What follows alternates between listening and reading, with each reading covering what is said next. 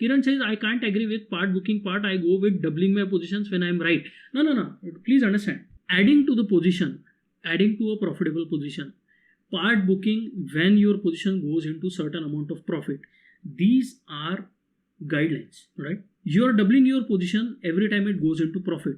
That is what probably most of the wildly successful traders do.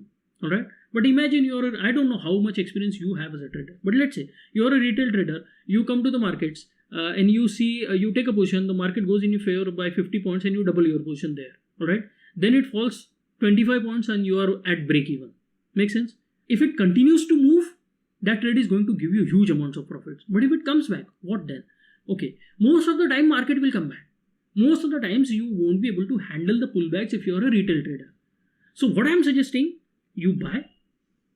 Don't buy one lot, buy 2, 3, 4 lots. If you cannot afford that, trade in cash market. If you cannot afford overnight positions, trade intraday to refine your trading first. Okay.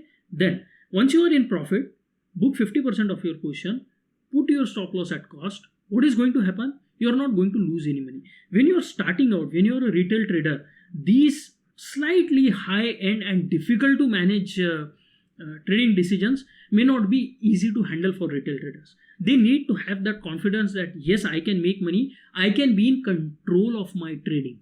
And then when you do it enough times, then slowly you can move on to this this thing that you are suggesting. I agree with that. I sometimes do it. Maybe not double the position as soon as it goes into profit. But yes, if you have heard about the credit spread strategy that I suggest, you know that if the position goes into your favor, I have certain rules of increasing the position size.